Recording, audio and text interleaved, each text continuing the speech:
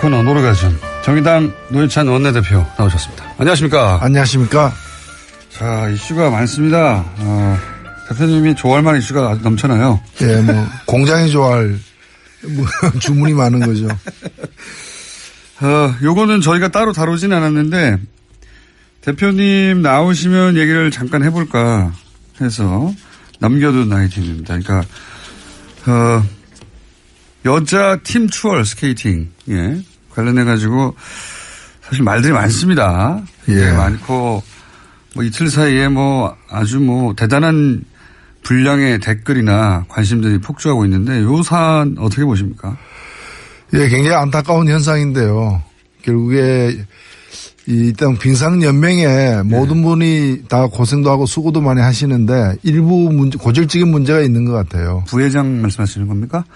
예, 제가 특징을 지적하기보다는 실제로 노순영 선수 같은 경우에는 연맹의 어떤 복수로 행정착오와 실수로 인해 가지고 선수촌에서 나왔다가 뒤늦게 이렇게 복귀를 했거든요. 올림픽 선수 선발하는데 그런 실수가 있다는 건 잘 이해가 안 가죠. 예. 근데 얘기를 들어보면은 그 훈련 과정에서도 거의 왕따 취급을 이미 됐고. 연맹으로부터 받았고 그런 상태에서 이 경기에서도 보면은 함께 뛰었던 선수들이 납득이 갈 수 없는 행동을 우리 같은 사람이 보더라도 팀추월은 마지막 선수의 맞습니다. 순위로다가 모든 게 결정되는데 마지막 선수가 40m나 떨어져서 오고 있는데 그걸 몰랐다는 게 이해가 안 가고 저는 받아들이기 힘든 진술인 것 같고요. 전문가들이 그건 말이 안 된다는 얘기를 많이 했죠. 그러니까 경기를 포기하면서까지 누구를 왕따시킨 거라고 해석할 수밖에 없는 거죠. 지금은 이제 선수 개인에 대해서 이제 비난들이 있는데 물론 선수도 잘못했죠. 잘못했는데 공통적으로 전문가들이 하는 얘기는 올림픽에서 그렇게 큰데 4년 만에 한 번 있는 큰 데에서의 작전은 선수 개개인이 마음대로 짜는 게 아니다. 이게 공통적인 지적이에요. 결국은. 그러면 그 코치진 위에 어떤 감독 혹은 그 위에 연맹 이게 계속 책임 단위가 올라갈 수밖에 없는 거죠, 이게. 왜 이렇게 했는가. 이거는 꼭 우리 옛날 이 얘기 중에 콩쥐 파치 있잖아요. 파치가 콩쥐를 구박하는 거는 파치의 엄마가 콩쥐를 구박하기 때문에 그걸 따라서 하는 거거든요. 엄마가 용인해 준 거죠. 예, 그러니까 연맹이 이 한 선수를 갖다가 이렇게 차별 대우하고 함부로 다루고 있는 것이 저는 감염이 돼가지고 선수들에게도 전이가 된 게 아닌가 이렇게 보입니다. 그래도 된다고 선수들은 그 시스템 안에 있는 거거든요. 선수 개인이 그 팀이 어떻게 움직일지 혹은 감독 혹은 연맹이 어떻게 볼지를 무시하고 할 수가 없잖아요. 경기가 끝난 뒤에 혼자서 이 노순영 선수가 울고 있는데 그게 팥쥐도 가지 않고 새엄마도 가지 않고 외국인 옆집에 있는 외국인 코치가 와서 이렇게 격려하고 달래주는 그 장면이 많은 걸 시사하고 있다고 봅니다. 저는 그래서 이제 당장 눈에 띄는 선수의 비난이 가는데 물론 선수 개개인의 책임도 있지만 이건 결국 그걸 용인한 그런 분위기를 만들어준 혹은 그걸 그렇게 해도 된다고 그렇게 느끼게 만든 책임이 빙상연맹에 있다. 저는 확실히. 그렇죠. 그리고 스포츠에 무슨 파벌입니까? 그리고 이런 어떤 차별입니까? 전명규 부회장 이름이 계속 거론됩니다. 하필이면 또 삼성 둘째 사위예요. 예. 아, 그렇습니까? 모른 척 하시고 그러십니까? 둘째 사위로 알려져 있죠. 물론 가족관계 저는 개인적으로 모릅니다만 그렇게 알려져 있는 것으로. 그러다 보니까 이제 말들이 많습니다. 막강한 권한을 가진 회장이 거론되지 않고 왜 자꾸 부회장이 거론되는가 생각하실 수 있는데 막강한 백그라운드를 가진 분이죠. 이 이야기는 저는 그런데 올림픽이 끝나고 본격적으로 해보겠다. 그렇죠. 지금은 이제 마지막까지 최선을 다하도록 해야죠. 그러니까요. 저희가 굳이 따로 다루지 않는 이유가 그겁니다. 어쨌든 일단은 올림픽이 끝난 이후에 저희가 이 문제를 본격적으로 한번 다뤄보겠습니다. 요거는 이제 대표님의 전문 분야라고 다룰 수 있습니다. 한국 GM. 갑자기 2014년부터 2016년 사이에 엄청난 적자를 쌓으면서 그 전에 흑자였는데. 장사가 안 돼서, 우리 간다? 이러고 나오고 있어요. 그러면서 이제 기종 노조 때문이다, 강성 노조 때문이다, 연봉이 높다, 뭐 이런 이유를 갖다 대고 있습니다. 이거 어떻게 보십니까? 전체적으로. 직접 만나셨죠, 어제? 예, 어제 베리앵글 그 해외 사업 사장인데 만나고 저는 정말 베리앵글이 했습니다. 아, 그러네요. 베리앵글. 예. 어떻게 이름을 또 그렇게 지어서 찾아왔는지. 이번은 뭐 1월 1일자로 부임한 사람인데 이제 문제를 이제 이 수습하고 해결하는 해결사로 이제 온 거예요. 온 건데 사실은 이 주행 문제는 뭐 귀족 노조, 강성 노조 이 얘기는 말도 안 되는 얘기입니다. 말도 안 되는 핑계죠, 사실. 예. 정확히 얘기하면 귀족 경영진. 귀족 경영진. 예. 강성 경영진 때문에 생긴 문제예요. 경영진들이 또 이 커다란 적자를 만드는데 크게 기여했다면서요. 그게 여기 한국에 한 200명 정도 와가지고 서울 한남동에 공장은 저 부평에 있는데 인천 부평에 있는데 서울 한남동에 고급 주택에 살면서 5억 내지 10억씩 연봉을 챙겨가면서 그러고 있는 거죠. 그뿐만이 아니라 거주 지원비도 뭐 월세가 2천만 원, 3천만 원짜리 살았다. 전쟁 위험 수당까지 받고 있다는 거 아니에요. 전쟁 위험 수당. DMZ 안에 들어가서 일하고 있는 것도 아닌데. 여기서 까먹은 돈이 엄청나다, 일단. 예, 그 다음에 두 번째로는 그 GM 본사가 한국 이 GM에게 투자를 한 게 아니라 대출을 했어요. 이게 뭐 27억 달러. 우리 돈으로 약 3조가 넘는 어떤 돈인데 이걸 고금리로 해가지고 또 이자를 갖다 받아갖고 최근에도 이 경영난에 시달리고 자본 잠식 상태인데도 올해 얼마 안 되는 기간 동안에도 4천억을 갖다가 또 가져갔어요. 그래서 이게 지금 한국 정부에서 문제가 돼가지고 이 한국 GM의 2대 주주는 산업은행입니다. 17%를 현재는 갖고 있는데요. 산업은행에서 작년 말에 이 고금리 문제에 대해서 문제를 제기를 했어요. 잠깐만요. 제가 깜빡 착각했습니다. 이 전명규 부회장이 삼성이 아니라 김재열 회장이 삼성 사위네요. 헷갈렸습니다. 전명규 씨는 그 체육인이죠. 그렇습니다. 이번에 뭐 또 여러 두 분이 엮여서 계속 청문회 때 많이 나왔는데 뭐 특정 학교 출신을 비호한다거나 뭐 이런 문제 제기를 많이 받고 있는 분들이죠. 회장이 삼성 사위고 부회장은 삼성 사위가 아니었네요. 두 분을 헷갈렸습니다. 정정합니다. 어쨌든 삼성이 빙산연맹과 관련은 있습니다. 자, 계속 말씀하시자면 그래서 어제 와서 뭐라고 그랬습니까? 어제 와서는 이제 일단은 오기 전에 상황이 뭔가 하면 군산공장 폐쇄라는 일방적인 그렇죠. 폭탄선을 한 거 아닙니까? 그것도 2월 말까지 결정하라고 우리 가니까. 대책을. 그래서 어제 국회에 온 것은 이제 일종의 그 외교를 하러 온 거예요. 외교를 하러 온 건데 한국 정부의 어떤 지원이 필요하다라는 걸 갖다가 돈 좀 줘 이거 아닙니까? 그 지원을 해주면 우리가 남아서 부평 창원 공장은 살려보겠다. 이제 이런 식인데 사실은 이 지금 실갱이가 작년 말부터 시작이 되었고요. 그 1월 초부터는 여러 차례 저쪽에서 안을 지금 내고 있습니다. 그 안은 뭔가 하면은 한국에 지금 뭐 고리대금업 하듯이 본사가 자기 이 지사에게 돈을 투자를 안 하고 빌려줘서 막 뜯어가는 5천억 뜯어갔다면서요. 그 다방면으로 들어가고 있는데 그걸 갖다 출자 전환을 하겠다. 출자 전환을 하겠다. 27억 달러를 출자 전환하겠다. 그러면은 현재 산업은행이 17%의 지분을 갖고 있는데 산업은행이 지분율이 떨어지잖아요. 그렇죠. 그래서 지분율을 17%로 유지해라.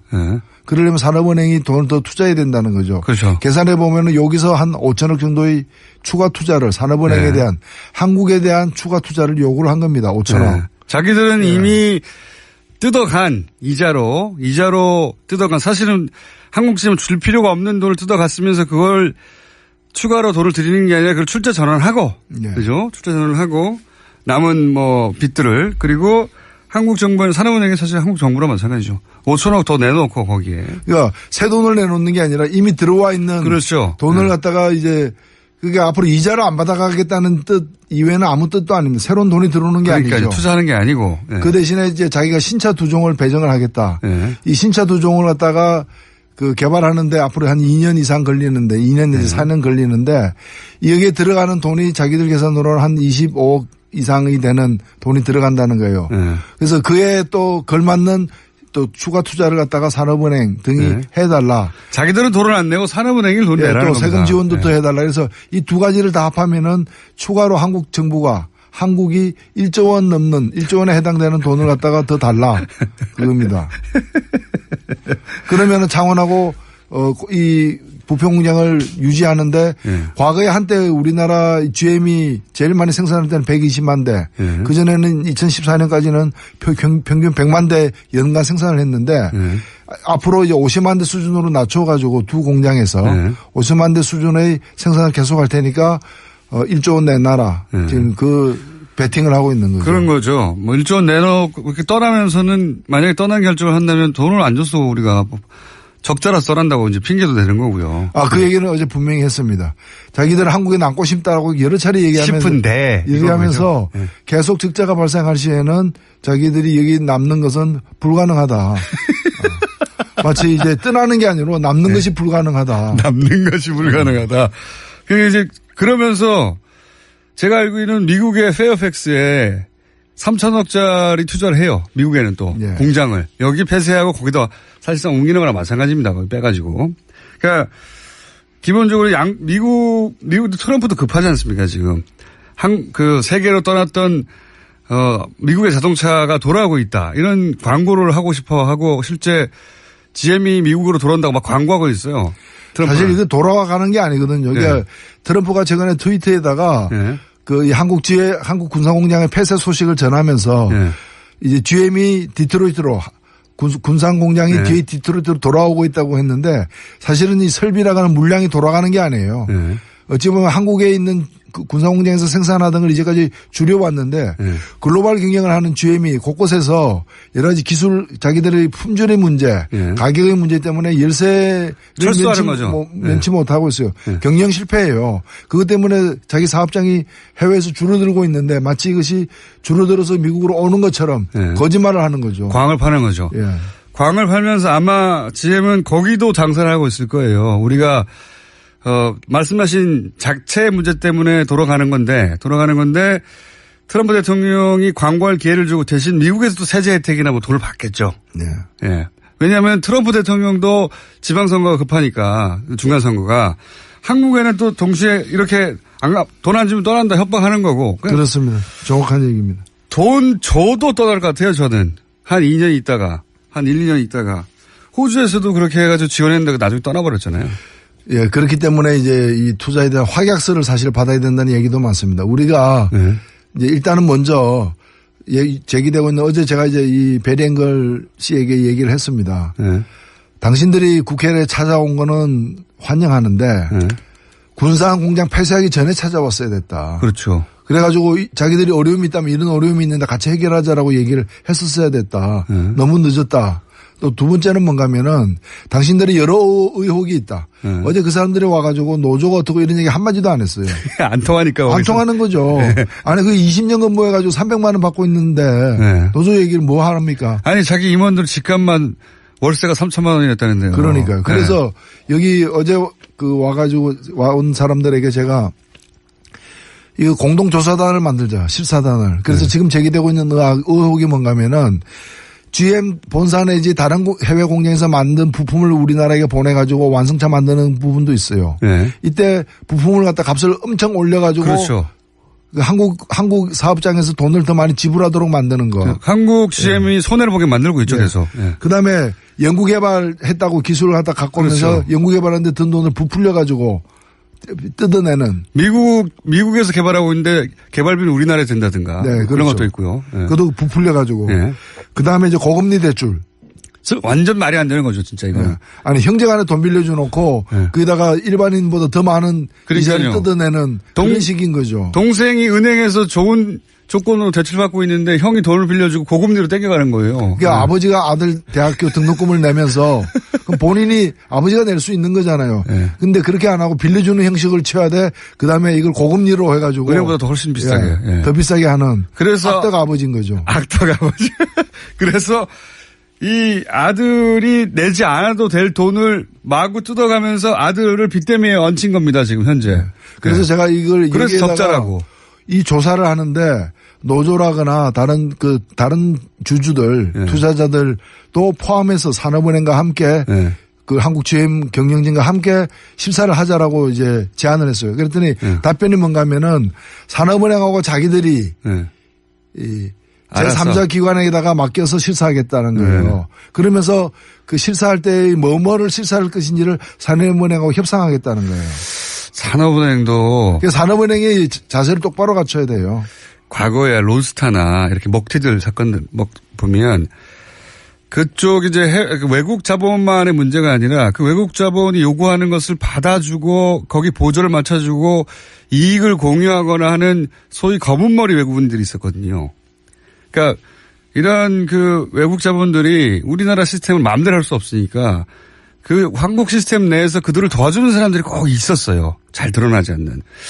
그걸 믿고 있는 게 아닌가 싶기도 한데요. 산업은행은 사실 공적 자금입니다. 그 다루고 있는 돈이. 세금이죠, 세금. 예, 그래서 자기들이 그냥 사기업이 아닌 거죠. 국채은행인데요. 예. 예. 그래서 산업은행이 처음에 GM에 대한 한국 GM에 대한 지분이 28%였어요. 예. 근데 지금은 이제 17%인데 예. 초기에 28%이 시절에는 산업은행의 동의 없이 제2대 주주의 동의 없이 어떠한 사업장도 폐쇄를 못하게 돼 있었어요. 그렇죠. 자산 매각도 안 되고. 예. 근데 지금은 그게 가능하게 돼 있는데 그렇더라도 2대 주주인데 예. 군산공장을 갖다가 문 닫겠다고 하는데 산업은행이 반대표 안 던졌다는 거죠. 기권했다는 거예요. 예, 그러니까 기권했다는 건데 산업은행 사실상 동의했다고 볼 수밖에 없죠. 지난 15년간 한국 GM에 소위 이제 미국 경영진들이 뭔가 구워 삶아 놓은 게 아닌가 특정 담당자들이나 특정 그래서 검은머리 외국인들이 어딘가에 있는 거 아닌가 싶은 의혹이 계속 듭니다. 이렇게 자신있게 배짱을 가지고 튀긴다는 게, 2대 주주가 어떻게 나올 줄 모른다고 치면, 이거 곤란한 거 아닙니까? 그렇죠. 네. 그래서 산업은행도 다급하니까 네. 이 회사 자체가 지금 무너지는 상황이고 무너진다기보다 이게 노조가 돈을 많이 요구해서 무너지는 것이 아니라 노조는 파업 안 할 테니까. 그러니까요. 노조는 떠나지 말라고 하고 있는 거예요. 떠나지 마라. 모든 조건을 받아들이겠다. 네. 임금 동결하겠다. 뭐 하겠다. 벌써 2014년부터 그걸 했어요. 네. 근데 계속해서 물량을 줄이고 경영 실패, 기술 개발 실패 등을 통해서 물량을 갖다가 적자 3조 뭐. 줄여 나가면서 회사가 위험해지니까 작년부터 산업은행도 다급해서 이제 여러 가지 요구를 하기 시작했는데 최근까지 이르도록 저는 산업은행과 그다음에 산자부 등 어떤 우리나라 라인들이 계속해서 이제 GM 본사에서까지 날라와가지고 이 사람이 지금 베리앵글이 일주일에 한 번씩 일을 초부터 왔다 그래요, 한국에. 네. 본인 말로는 일주일에 한 번씩 와가지고 여러 안을 던졌습니다. 네. 여러 안을 던졌는데 이걸 갖다가 속으로 끙끙 앓으면서 지고서 어쩔 줄 몰라 하면서 이 2달이 지난 겁니다, 지금까지. 네. 그리고 이상하다. 갑자기 뒤통수 맞듯이 군산공장 폐쇄라는 일방적 결정을 얻어맞은 거죠. 뭐 산업은행에 계신 분이나 혹은 산자부 쪽에서 억울할 수도 있는데 그런 의혹을 가질 만한 과거의 역사가 있거든요. 그러니까 우려를 할 수밖에 없는 거예요. 누군지는 모르겠는데 혹은 뭐 아예 없을 수도 있지만 그러지 않고서야 이게 왜 이렇게 됐는가 하는 의혹을 가질 수 있는 거죠, 사실. 그래서 일단은 협상을 할 수밖에 없는데 정부가 좀 원칙적인 자세로 임해야 된다고 봅니다. 저는 떠난다는 걸 전제하고 떠났을 상황까지도 대비하는 시나리오 꼭 있어야 된다고 봐요. 당연합니다. 그래서 사실 그게 과거에 보면은 프랑스 같은 경우에도 프랑스의 대표적인 자동차 회사가 르노지 않습니까? 르노가 쓰러질 때 국부 유수를 막기 위해서 국영 르노를 일시적으로 인수를 했어요. 인수를 했다가 정상화시킨 뒤에 다시 민영화시키기도 했는데 만일에 떠나려면 호주처럼 그래 떠나라. 그러니까요. 떠나라 그러면 우리가 이 공장을 갖다 인수해가지고 다른 어떤 자동차 생산 기지로 만들겠다는 식으로. 호주에서는 결국은 협상 결렬을 하고 떠나고 전기 자동차 만들고. 전기 자동차 만들었죠. 최근의 일입니다. 바꾼 거거든요. 근데 호주는 그러기 전에 계속해서 호주 정부가 돈을 대주면서 뜯길 만큼 뜯긴 뒤에 당했어요. 호주는 사실은 그렇게 전환이 된 거죠. 이게 다른 나라에서 성공 모델을 다시 한국에 적용하는 거거든요. 여러 나라에서 지금 이 짓을 하고 있어요. GM이 돌아가면서. 각국 당국은 사실 갑자기 대량의 실업 문제가 생기고 하니까 뻔히 알면서도 조금 더 잡아두고 하면서 그 사이 대책을 세우거나 마음을 돌려보려고 하는 거거든요. 근데 사실 볼모로 잡힌 면이 있어요. 일자리 때문에. 맞습니다. 근데 호주처럼 말이 통하는 나라도 안 봐주지 않습니까? 자기들 뿌리가 같은데 안 봐줘요. 안 봐주고 가는데 우리가 무슨 대단한 인연이 있다고. 그렇기 때문에 저는 이 GM을 다루기 위해서 협상은 해야 되는데 우리도 당근과 채찍을 다 들고 해야 되는 것이고. 맞습니다. 그리고 지렛대가 있어야 되기 때문에 그것이 그 경영 악화의 원인이 뭔지에 대해서. 그러니까요. 같이 실사를 하자. 그리고 그 한국 GM에 우리가 물을 수 있는 책임이 있는가. 법적으로도. 네.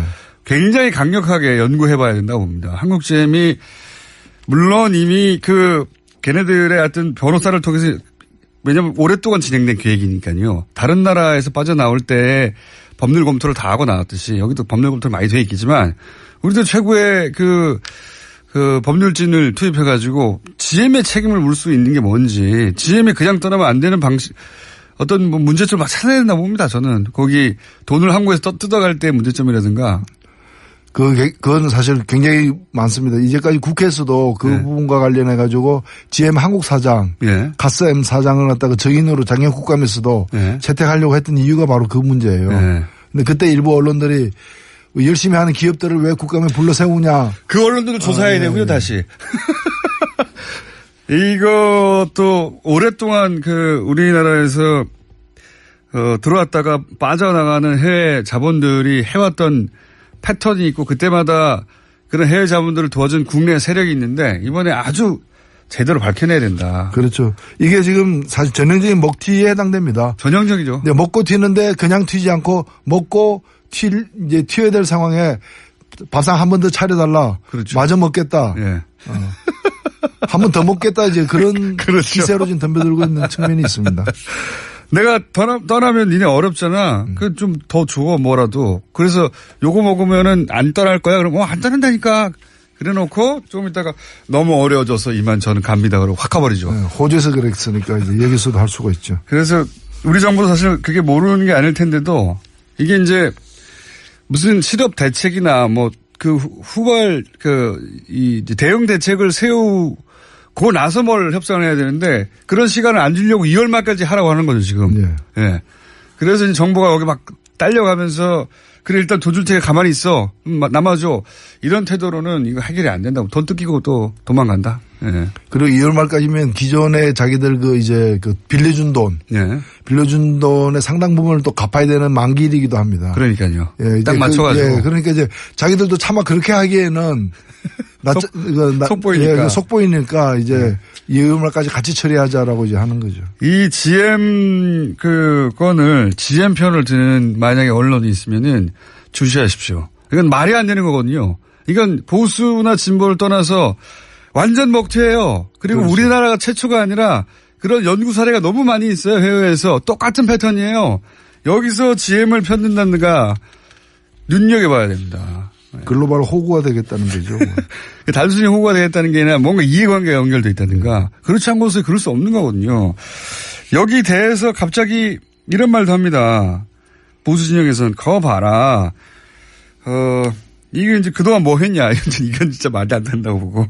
그동안 뭐 했냐는 박근혜 전 대통령 시절에 대부분 이러한 일들이에요. 이 적자가.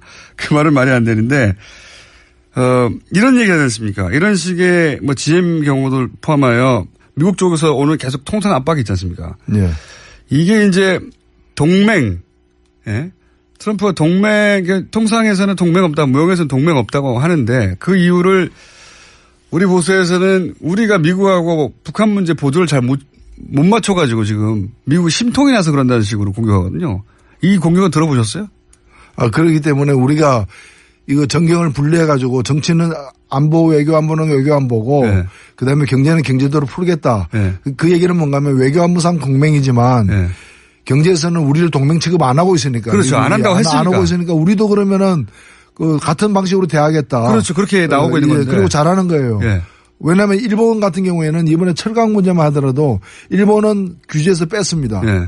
근데 왜 우리는 규제 대상이에요? 그럼 그 논리, 보수의 논리는 뭔가 하면 경제도 동맹이라는 건데 네. 그 논리라면은 일본은 미국의 동맹이지만 한국은 미국의 동맹 취급 못 받고 있는 거예요. 그러니까요. 화는 우리가 내야죠. 화는 우리가 내야 되는데 당연히 그래야 되는데 그게 당연한 건데 이제 미국이 하는 일은 무조건 옳다고 전제하고 시작하니까 혹은 받아들여야 된다고 전제하고 시작하니까. 그거야말로 머슴의식이죠. 머슴의식. 종주국이 하는데 하에 따라서 해야지 왜 고개를 빳빳이 쳐드느냐 이 얘기죠. 아니, 저 정주국에서 통상은 동맹 아니니까 좀 제대로 싸워보자고 이렇게 나오는데 아닙니다. 우리는 동맹입니다. 원하시는 대로 하십시오. 이거밖에 없잖아요. 그렇죠. 보수의 선택은.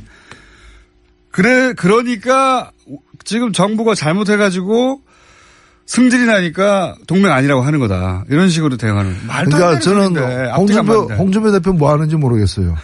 이럴 때 미국 가야 되는 거예요. 이럴 때 야당답게 미국 가가지고 여당은 그 국가 간의 관계가 있기 때문에 함부로 못하는 얘기를 여기서 해야 되는 거예요. 당신들 동맹인데 왜 이러느냐. 그러니까요. 일본은 철강 봐주고 왜 우리는 철강에서 혹독한 과세를 하려고 그러느냐. 국고란 동맹을 계속 지켜왔는데. 네. 네? 그 얘기를 해야지 그냥 가서 뭐 한핵 줍시오 이런 핵국을 할 게 아니라는 거죠. 한핵 줍시오. 저는 이 보수의 논리가 말도 안 된다고 생각하는데 이걸 은밀히 했으면 또 모르겠어요.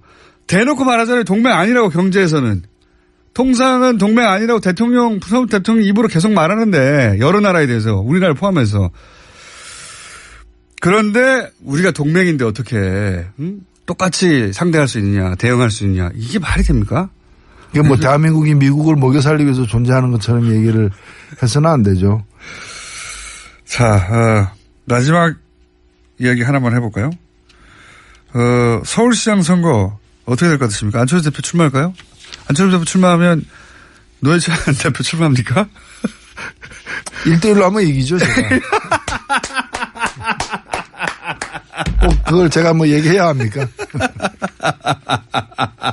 그럼 안철수 대표는 저기 자유한국당 후보하고 뭐 단일화하거나 연대하고 또 노회찬 대표는 박원순 서울시장하고 시장님 물러서시죠. 제가 하겠습니다. 이렇게 딜이 되는 거 아닙니까? 1대1 하면. 아니요. 뭐 1대1로 하면 누가 나가도 이기겠죠. 웬만하면 이긴다고 봅니다. 혹시 나가실 계획은 있으십니까? 예? 나가실 계획은 있으십니까? 1대1이 되면요. 1대1이 되면. 서울시장 되시면 재밌을 것 같아요. 서울시장 되셔도 여기 고정 출연해 주십시오. 이 코너 노래가전 정의당 노회찬 원내대표 나오셨습니다. 안녕하십니까? 안녕하십니까? 자, 이슈가 많습니다. 대표님이 좋아할 만한 이슈가 아주 넘쳐나요. 예, 뭐 공장이 좋아할 뭐 주문이 많은 거죠. 요거는 저희가 따로 다루진 않았는데 대표님 나오시면 얘기를 잠깐 해볼까 해서 남겨둔 아이템입니다. 그러니까 여자 팀 추월 스케이팅 관련해가지고 사실 말들이 많습니다. 예. 많고 뭐 이틀 사이에 뭐 아주 뭐 대단한 분량의 댓글이나 관심들이 폭주하고 있는데 요 사안 어떻게 보십니까? 예, 굉장히 안타까운 현상인데요. 결국에 일단 빙상연맹에 모든 분이 다 고생도 하고 수고도 많이 하시는데 일부 고질적인 문제가 있는 것 같아요. 부회장 말씀하시는 겁니까? 제가 뭐 특징을 지적하기보다는 실제로 그 노순영 선수 같은 경우에는 연맹의 어떤 그 실수로 행정착오와 실수로 인해 가지고 그 선수촌에서 나왔다가 뭐 뒤늦게 이렇게 복귀를 했거든요. 올림픽 선수 선발하는데 그런 실수가 있다는 건 잘 이해가 안 가죠. 근데 얘기를 들어보면은 그 훈련 과정에서도 거의 뭐 왕따 취급을 이미 됐고. 연맹으로부터 받았고 그런 상태에서 이 경기에서도 보면은 함께 뛰었던 선수들이 납득이 갈 수 없는 행동을 우리 같은 사람이 보더라도 팀추월은 마지막 선수의 그 맞습니다. 순위로다가 모든 게 결정되는데 마지막 선수가 40m나 떨어져서 오고 있는데 그걸 몰랐다는 게 이해가 안 가고 저는 받아들이기 힘든 진술인 것 같고요. 뭐 전문가들이 그건 말이 안 된다는 얘기를 많이 했죠. 그러니까 경기를 포기하면서까지 누구를 왕따시킨 거라고 해석할 수밖에 없는 거죠. 지금은 이제 선수 개인에 대해서 이제 비난들이 있는데 물론 뭐 선수도 잘못했죠. 잘못했는데 공통적으로 전문가들이 하는 얘기는 올림픽에서 그렇게 큰데 4년 만에 한 번 있는 큰 데에서의 작전은 선수 개개인이 마음대로 짜는 게 아니다. 이게 공통적인 지적이에요. 결국은. 그러면 그 코치진 위에 어떤 감독 혹은 뭐 그 위에 연맹 뭐 이게 계속 책임 단위가 올라갈 수밖에 없는 거죠 이게. 왜 이렇게 했는가. 이거는 꼭 우리 옛날 이 얘기 중에 그 콩쥐 파치 있잖아요. 파치가 콩쥐를 구박하는 거는 파치의 엄마가 콩쥐를 구박하기 때문에 그걸 따라서 하는 거거든요. 엄마가 용인해 준 거죠. 예, 그러니까 연맹이 이 한 선수를 갖다가 이렇게 차별 대우하고 함부로 다루고 있는 것이 저는 감염이 돼가지고 선수들에게도 전이가 된 게 아닌가 이렇게 보입니다. 그래도 된다고 선수들은 그 시스템 안에 있는 거거든요. 선수 개인이 그 팀이 어떻게 움직일지 혹은 뭐 감독 혹은 뭐 연맹이 어떻게 볼지를 무시하고 할 수가 없잖아요. 경기 끝난 뒤에 혼자서 이 노순영 선수가 울고 있는데 그게 팥쥐도 가지 않고 새엄마도 가지 않고 외국인 옆집에 있는 외국인 코치가 와서 이렇게 격려하고 달래주는 그 장면이 많은 걸 시사하고 있다고 봅니다. 저는 그래서 이제 뭐 당장 눈에 띄는 선수의 비난이 가는데 물론 선수 개개인의 책임도 있지만 이건 결국 그걸 용인은 한 그런 분위기를 만들어준 혹은 그걸 그렇게 해도 된다고 그렇게 느끼게 만든 책임이 빙상연맹에 있다. 저는 확실히. 그렇죠. 그리고 스포츠에 무슨 파벌입니까?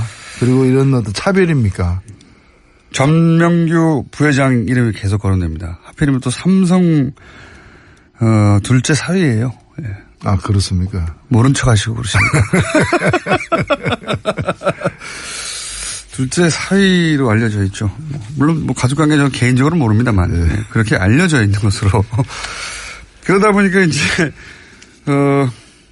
말들이 많습니다. 예, 막강한 권한을 가진 회장이 거론되지 않고 왜 자꾸 부회장이 거론되는가 생각하실 수 있는데 예. 막강한 백그라운드를 가진 분이죠. 이 이야기는 저는 그런데 올림픽이 끝나고 본격적으로 해보겠다. 그렇죠. 지금은 이제 마지막까지 최선을 다하도록 해야죠. 그러니까요. 예, 저희가 굳이 따로 다루지 않는 이유가 그겁니다.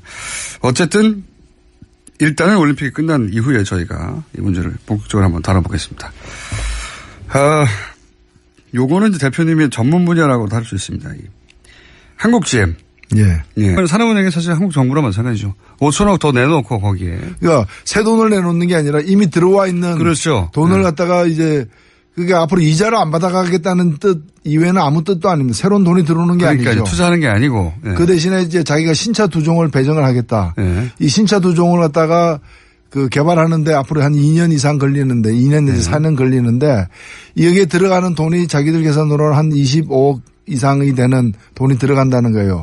그래서 그에 또 걸맞는 또 추가 투자를 갖다가 산업은행 등이 해달라. 자기들은 돈을 안 내고 산업은행이 돈 내라는 또 세금 지원도 또 해달라. 그래서 이 두 가지를 다 합하면은 추가로 한국 정부가 한국이 1조 원 넘는 1조 원에 해당되는 돈을 갖다가 더 달라.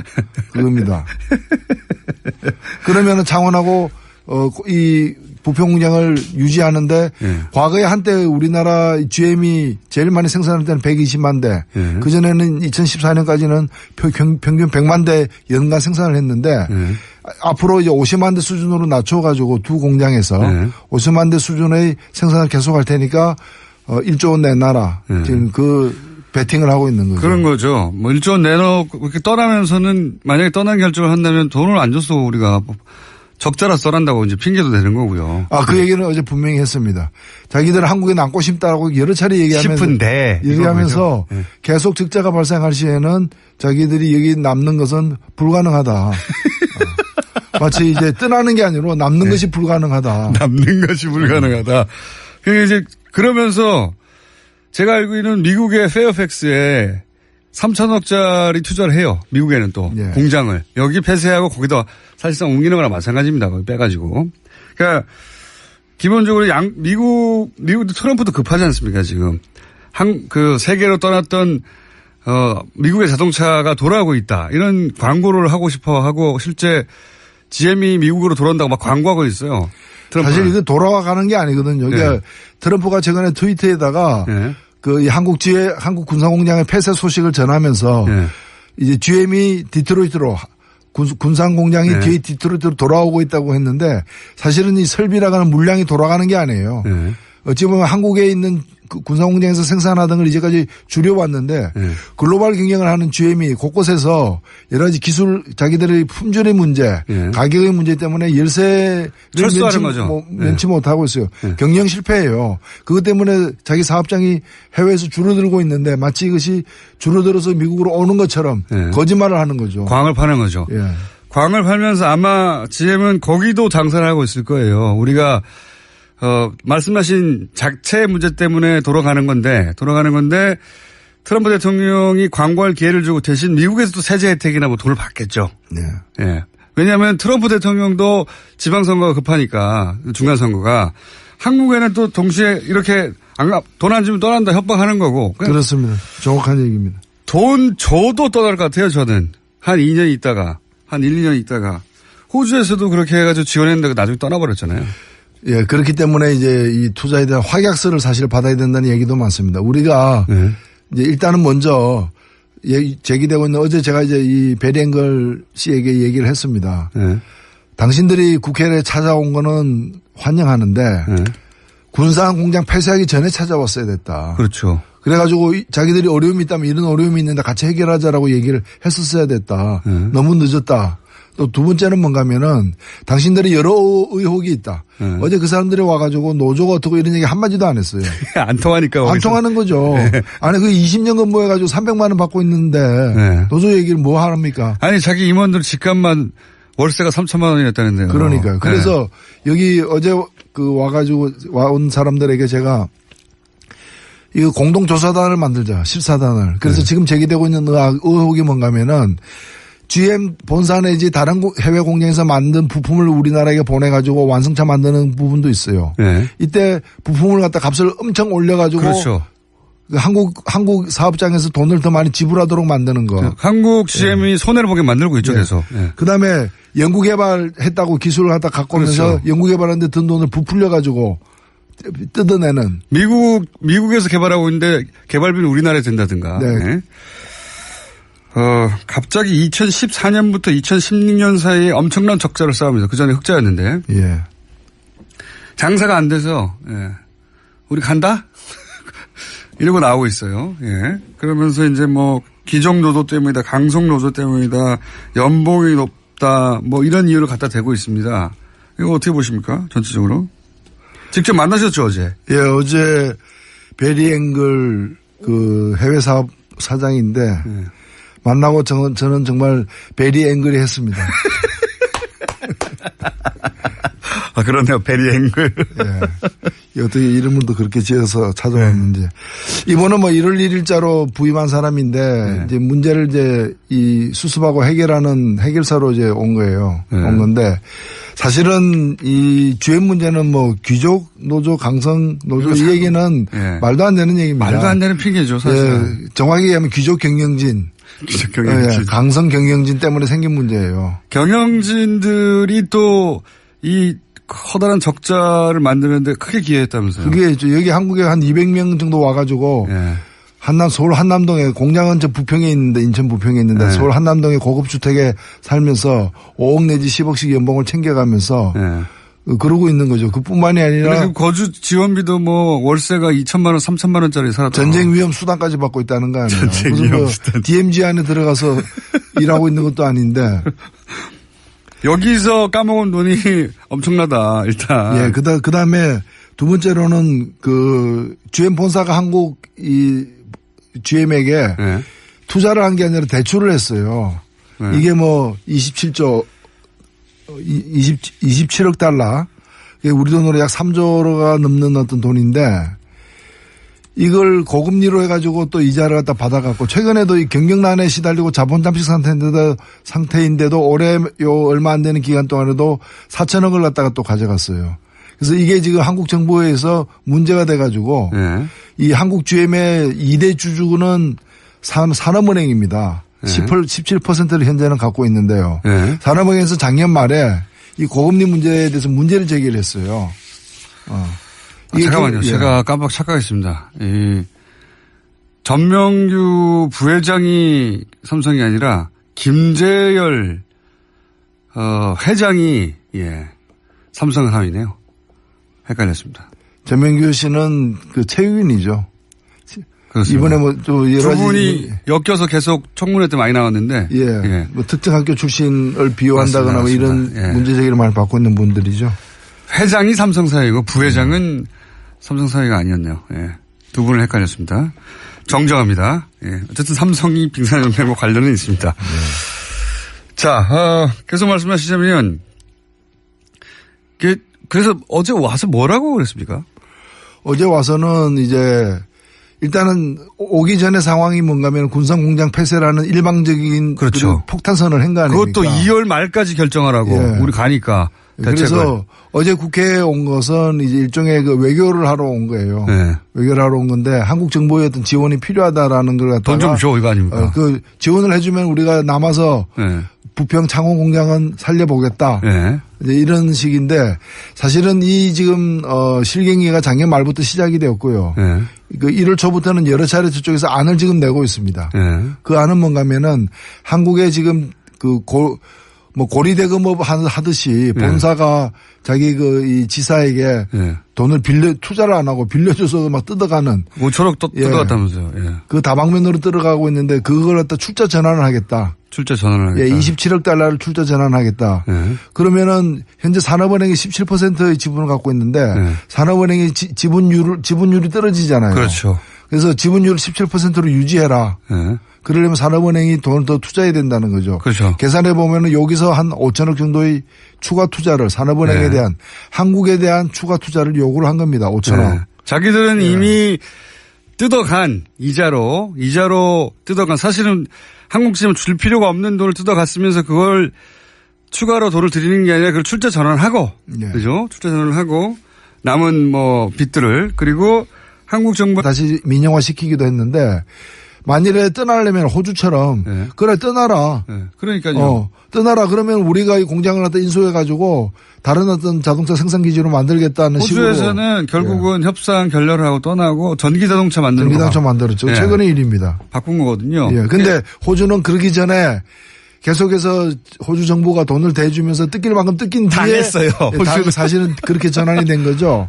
이게 다른 나라에서 성공 모델을 다시 한국에 적용하는 거거든요. 여러 나라에서 지금 이 짓을 하고 있어요. GM이 돌아가면서. 그 각국 당국은 사실 갑자기 대량의 그 실업 문제가 생기고 하니까 뻔히 알면서도 조금 더 잡아두고 하면서 그 사이 대책을 세우거나 마음을 돌려보려고 하는 거거든요. 근데 사실 볼모로 잡힌 면이 있어요. 일자리 때문에. 맞습니다. 근데 호주처럼 말이 통하는 나라도 안 봐주지 않습니까? 자기들 뿌리가 같은데 안 봐줘요. 안 봐주고 가는데 우리가 무슨 대단한 인연이 있다고. 그렇기 때문에 저는 이 GM을 다루기 위해서 협상은 해야 되는데 우리도 당근과 채찍을 다 들고 해야 되는 것이고. 맞습니다. 그리고 지렛대가 있어야 되기 때문에 그것이 그 경영 악화의 원인이 뭔지에 대해서 같이 실사를 하자. 그리고 한국 GM에 우리가 물을 수 있는 책임이 있는가 법적으로도 굉장히 강력하게 연구해 봐야 된다고 봅니다. 한국 GM이 물론 이미 걔네들의 어떤 변호사를 통해서 왜냐하면 오랫동안 진행된 계획이니까요. 다른 나라에서 빠져나올 때 법률 검토를 다 하고 나왔듯이 여기도 법률 검토를 많이 돼 있겠지만 우리도 최고의 법률진을 투입해 가지고 GM의 책임을 물 수 있는 게 뭔지 GM이 그냥 떠나면 안 되는 방식 어떤 문제점을 막 찾아야 된다 봅니다. 저는 거기 돈을 한국에서 뜯어갈 때 문제점이라든가. 그건 사실 굉장히 많습니다. 이제까지 국회에서도 그 부분과 관련해 가지고 GM 한국 사장, 가스M 사장을 갖다가 정인으로 작년 국감에서도 채택하려고 했던 이유가 바로 그 문제예요. 근데 그때 일부 언론들이 열심히 하는 기업들을 왜 국감에 불러 세우냐. 그 언론들을 조사해야 되고요, 다시. 이것도 오랫동안 우리나라에서 들어왔다가 빠져나가는 해외 자본들이 해왔던 패턴이 있고 그때마다 그런 해외 자본들을 도와준 국내 세력이 있는데 이번에 아주 제대로 밝혀내야 된다. 그렇죠. 이게 지금 사실 전형적인 먹튀에 해당됩니다. 전형적이죠. 네, 먹고 튀는데 그냥 튀지 않고 먹고 이제 튀어야 될 상황에 밥상 한 번 더 차려달라. 그렇죠. 마저 먹겠다. 한 번 더 먹겠다. 이제 그런 기세로 지금 덤벼들고 있는 측면이 있습니다. 내가 떠나면 니네 어렵잖아. 좀 더 줘, 뭐라도. 그래서 요거 먹으면은 안 떠날 거야. 그럼 안 떠난다니까. 그래 놓고 좀 이따가 너무 어려워져서 이만 저는 갑니다. 그러고 확 가버리죠. 호주에서 그랬으니까 이제 여기서도 할 수가 있죠. 그래서 우리 정부도 사실 그게 모르는 게 아닐 텐데도 이게 이제 무슨 실업 대책이나 후발 이 대응 대책을 세우고 나서 뭘 협상을 해야 되는데 그런 시간을 안 주려고 2월 말까지 하라고 하는 거죠, 지금. 그래서 이제 정부가 여기 막 딸려가면서 그래 일단 돈 줄 테니까 가만히 있어. 남아줘. 이런 태도로는 이거 해결이 안 된다고. 돈 뜯기고 또 도망간다. 예. 그리고 2월 말까지면 기존에 자기들 빌려준 돈. 예. 빌려준 돈의 상당 부분을 또 갚아야 되는 만기이기도 합니다. 그러니까요. 예, 딱 맞춰가지고. 그러니까 이제 자기들도 차마 그렇게 하기에는 속보이니까. 속보이니까 이제 2월 말까지 같이 처리하자라고 이제 하는 거죠. 이 GM 건을 GM 편을 드는 만약에 언론이 있으면은 주시하십시오. 이건 말이 안 되는 거거든요. 이건 보수나 진보를 떠나서 완전 먹튀예요. 그리고 그렇죠. 우리나라가 최초가 아니라 그런 연구 사례가 너무 많이 있어요. 해외에서. 똑같은 패턴이에요. 여기서 GM을 편든다든가 눈여겨봐야 됩니다. 글로벌 호구가 되겠다는 거죠. 단순히 호구가 되겠다는 게 아니라 뭔가 이해관계가 연결돼 있다든가. 그렇지 않은 곳에 그럴 수 없는 거거든요. 여기 대해서 갑자기 이런 말도 합니다. 보수 진영에서는 거 봐라. 이게 이제 그동안 뭐 했냐. 이건 진짜 말이 안 된다고 보고. 그동안 뭐 했냐는 박근혜 전 대통령 시절에 대부분 이러한 일들이에요. 이 적자가. 그 말은 말이 안 되는데, 이런 얘기 하지 않습니까? 이런 식의 뭐 GM 경우도 포함하여 미국 쪽에서 오늘 계속 통상 압박이 있지 않습니까? 그렇죠. 그런 것도 있고요. 예. 그것도 부풀려가지고. 예. 그 다음에 이제 고금리 대출. 완전 말이 안 되는 거죠, 진짜 이거. 예. 아니 형제간에 돈 빌려줘 놓고 예. 거기다가 일반인보다 더 많은 이자를 뜯어내는 그런 식인 거죠. 동생이 은행에서 좋은 조건으로 대출받고 있는데 형이 돈을 빌려주고 고금리로 땡겨가는 거예요. 그러니까 아버지가 아들 대학교 등록금을 내면서 그럼 본인이 아버지가 낼 수 있는 거잖아요. 근데 그렇게 안 하고 빌려주는 형식을 취해야 돼. 그다음에 이걸 고금리로 해가지고 은행보다 더 훨씬 비싸게. 더 비싸게 하는. 그래서 악덕 아버지인 거죠. 악덕 아버지.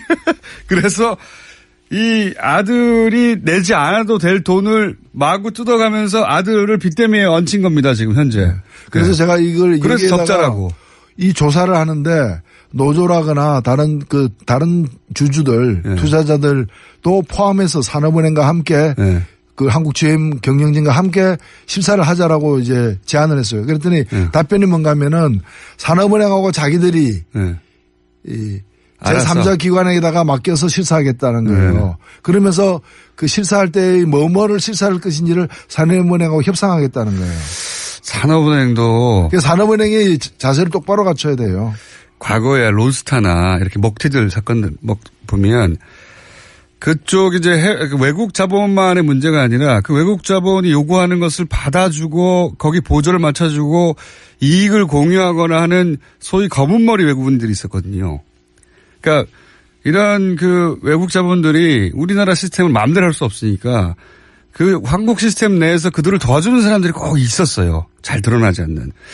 그걸 믿고 있는 게 아닌가 싶기도 한데요. 산업은행은 사실 공적 자금입니다. 그 다루고 있는 돈이. 세금이죠, 세금. 예, 그래서 자기들이 그냥 사기업이 아닌 거죠. 국채은행인데요. 예. 그래서 산업은행이 처음에 GM에 대한 한국 GM에 대한 지분이 28%였어요. 근데 지금은 이제 17%인데 초기에 28%이 시절에는 산업은행의 동의 없이 제2대 주주의 동의 없이 어떠한 사업장도 폐쇄를 못하게 돼 있었어요. 그렇죠. 자산 매각도 안 되고. 예, 근데 지금은 그게 가능하게 돼 있는데 그렇더라도 2대 주주인데 군산공장을 갖다가 문 닫겠다고 하는데 산업은행이 반대표 안 던졌다는 거죠. 기권했다는 거예요. 예, 그러니까 기권했다는 건데 산업은행 사실상 동의했다고 볼 수밖에 없죠. 지난 15년간 한국 GM에 소위 이제 미국 경영진들이 뭔가 구워 삶아 놓은 게 아닌가 특정 담당자들이나 특정 그래서 검은머리 외국인들이 어딘가에 있는 거 아닌가 싶은 의혹이 계속 듭니다. 이렇게 자신있게 배짱을 가지고 튀긴다는 게, 2대 주주가 어떻게 나올 줄 모른다고 치면, 이거 곤란한 거 아닙니까? 그렇죠. 그래서 산업은행도 다급하니까, 이 회사 자체가 지금 무너지는 상황이고, 무너진다기보다 이게 노조가 돈을 많이 요구해서 무너지는 것이 아니라, 노조는 파업 안 할 테니까. 그러니까요. 노조는 떠나지 말라고 하고 있는 거예요. 떠나지 마라. 모든 조건을 받아들이겠다. 임금 동결 하겠다. 뭐 하겠다. 벌써 2014년부터 그걸 했어요. 근데 계속해서 물량을 줄이고 경영 실패, 기술 개발 실패 등을 통해서 물량을 갖다가 적자 3조 뭐. 줄여 나가면서 회사가 위험해지니까 작년부터 산업은행도 다급해서 이제 여러 가지 요구를 하기 시작했는데 최근까지 이르도록 저는 산업은행과 그다음에 산자부 등 어떤 우리나라 라인들이 계속해서 이제 GM 본사에서까지 날라와가지고 이 사람이 지금 베리 앵글이 일주일에 한 번씩 일을 초부터 왔다 그래요, 한국에. 네. 본인 말로는 일주일에 한 번씩 와가지고 여러 안을 던졌습니다. 네. 여러 안을 던졌는데 이걸 갖다가 속으로 끙끙 앓으면서 지고서 어쩔 줄 몰라 하면서 이 2달이 지난 겁니다, 지금까지. 네. 그리고 이상합니다. 갑자기 뒤통수 맞듯이 군사공상 폐쇄라는 일방적 결정을 얻어맞은 거죠. 뭐 산업행에 계신 분이나 혹은 그 산자부 쪽에서 억울할 수도 있는데 그런 의혹을 가질 만한 과거의 역사가 있거든요. 그러니까 우려를 할 수밖에 없는 거예요. 누군지는 모르겠는데 혹은 뭐 아예 없을 수도 있지만 그러지 않고서야 이게 뭐 왜 이렇게 됐는가 하는 의혹을 가질 수 있는 거죠, 사실. 그래서 일단은 협상을 할 수밖에 없는데 정부가 좀 그 원칙적인 자세로 임해야 된다고 봅니다. 저는 떠난다는 걸 전제하고 떠났을 상황까지도 대비하는 시나리오 꼭 있어야 된다고 봐요. 당연합니다. 그래서 네. 사실 그게 과거에 보면은 예. 프랑스 같은 경우에도 프랑스의 대표적인 자동차 회사가 르노지 않습니까? 네. 르노가 쓰러질 때 국부 유출을 막기 위해서 국영 르노, 네. 르노를 일시적으로 인수를 했어요. 예, 예. 인수를 했다가 정상화시킨 뒤에